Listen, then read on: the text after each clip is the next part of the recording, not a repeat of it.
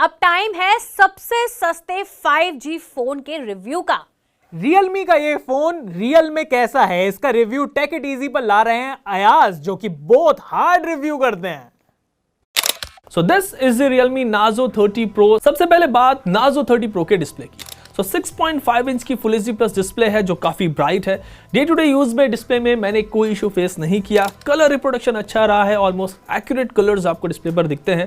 सो अगर आप मूवीज या फिर वीडियोस देखते हैं तो you won't be disappointed. Touch sampling rate 180 hertz है तो टच रिस्पॉन्स भी स्मूथ है। एप्स ओपन और क्लोज करते हुए कोई लैग आपको फील नहीं होगा। इसके अलावा स्क्रीन रीडिंग टेस्ट भी मैंने यहाँ पर किया है और उसमें भी कोई इशू मुझे इस फोन के डिस्प्ले में नहीं दिखा। कॉर्नर्स में भी एक्यूरेट कलर्स हैं, you can see that on screen.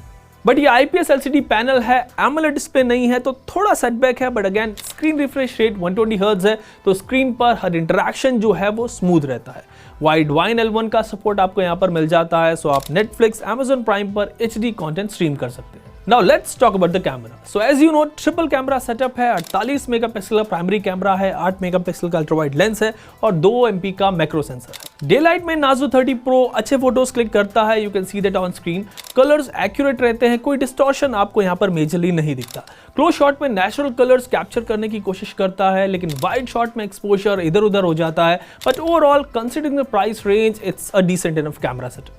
Front camera 16 megapixel का है और ये अच्छे सेल्फी फोटोज क्लिक करता है, नॉर्मल मोड में भी और पोर्ट्रेट मोड में भी। एक्यूरेट स्क्रीन टोन कैप्चर करने की कोशिश करता है फोन, लेकिन थोड़ा थोड़ा सॉफ्ट और ब्यूटीफाई कर देता है इमेज को। But I think that's what people want in this segment. Processor की बात करें तो you are getting MediaTek Dimensity 800U chipset. Capable processor है, अच्छा परफॉर्म कर रहा है।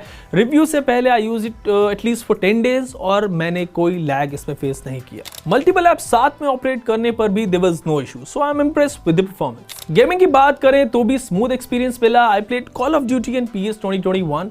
कॉल ऑफ ड्यूटी सीमलेस चला, बट लॉन्गर गेमिंग सेशन में फ्रेम रेट्स ड्रॉप हुए और थोड़ा हीटिंग इश्यूज भी आए। 8GB रैम और 128GB इंटरनल स्टोरेज है तो it has enough fire power to deliver. But यहाँ पर आपको हाइब्रिड सिम कार्ड स्लॉट मिलता है, यानी या तो आप 2 सिम कार्ड यूज कर पाएंगे या फिर 1 सिम कार्ड और micro SD card. Battery 5000 mAh की है विद 30 वॉट फास्ट चार्जिंग टेक।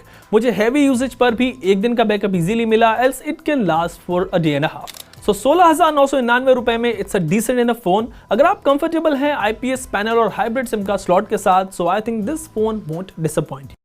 जो भी कोई आजकल नया स्मार्टफोन ले रहा है उसके सामने सबसे पहला सवाल यही है कि भाई मैं अभी 5G फोन लूं या फिर 5G लॉन्च होने का इंतजार करूं और उसके बाद 5G फोन खरीदूं। तो चलिए आज आपके इसी सबसे बड़े कंफ्यूजन को दूर करते हैं। सबसे पहले तो आप ये जानिए कि अभी तक इंडिया में 5G स्पेक्ट्रम का ऑक्शन नहीं हुआ है। पहले स्पेक्ट्रम का ऑक्शन होगा, उसके बाद फील्ड टेस्टिंग होगा और फिर धीरे धीरे 5G सर्विसेज रोल आउट होंगी और इसमें अभी वक्त लगेगा।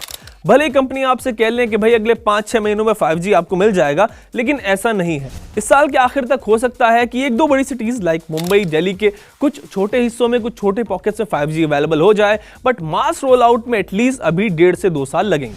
अब वापस लौटते हैं अपने मेन सवाल पर। तो अगर आप नया फोन ले रहे हैं और उसे 2 से 2.5 साल तक यूज करेंगे तो you can opt for a 5G phone.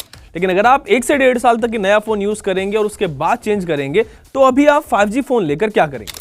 अगर आपको सिर्फ 1 से 1.5 साल तक नया फोन चलाना है तो आपका फर्स्ट क्राइटेरिया 5G कनेक्टिविटी बिल्कुल भी नहीं होना चाहिए। पहले आप फोन के प्रोसेसर, कैमरा, डिस्प्ले और बैटरी को कंसीडर करें, उन्हें प्रायोरिटी दें। इसके बाद अगर आपका बजट अलाउ करता है तब 5G कंपैटिबिलिटी देखें, क्योंकि जब तक आपके पास वो फोन रहेगा तो उसका कैमरा, प्रोसेसर, डिस्प्ले, आप ये सब चीजें रोजाना यूज करेंगे, जबकि 5G कंपैटिबिलिटी का कोई यूज होगा ही नहीं। सपोज अगर कोई 5G फोन 20,000 का है और अगर वही सब स्पेक्स आपको 15 से 16,000 रुपए वाले फोन में मिल रहे हैं तो आई वुड से कि आप अपना पैसा 5G फोन पर वेस्ट ना करें। सेकेंडली, 5G फोन के प्राइसेस अभी और कम होंगे। अभी 20,000 रुपए में आपको 5G फोन्स मिल रहे हैं, लेकिन अगले 6-7 महीनों में हो सकता है कि 15,000 रुपए से कम में भी 5G फोन्स आ जाए। तो स्मार्टफोन कंपनियों का तो काम है फोन बेचना, वो आपको 5G फोन्स की रेस में लगाएंगी और अपने फोन्स बेचेंगी। बट आप कंपनियों की मार्केटिंग ट्रिक्स में फंसने की बजाय खुद से डिसाइड करें कि क्या आपको सच में अभी 5G फोन की जरूरत है या नहीं। इसके अलावा और भी कई सारे कंफ्यूजन है, जैसे अभी 5G बैंड को लेकर भी क्लैरिटी नहीं है। तो जो फोन आप लेंगे वो उस बैंड को कितना सपोर्ट करेगा, इससे रिलेटेड भी कुछ कंसर्न्स हैं। Next is 5G pricing. जब 5G आएगा तो शुरुआत में उसके प्लान्स महंगे होंगे और फिर बाद में सस्ते होंगे, तो अफोर्डेबिलिटी भी मैटर करती है, इसका भी आपको ध्यान रखना है। और एक बात और यहाँ पर कहूंगा कि अगर आपका फोन ठीक ठाक भी काम कर रहा है और आप उसे 5-6 महीने और चला सकते हैं, तो 5G फोन के चक्कर में आकर आप जल्दबाजी में नया फोन नहीं खरीदें, क्योंकि अगले कुछ टाइम में 5G फोन्स और ज्यादा सस्ते हो जाएंगे। और वैसे भी 5G कोई रेस तो है नहीं जिसे आपको जीतना है और जीतने पर आपको कोई प्राइज मिलेगा या फिर आप हार जाएंगे।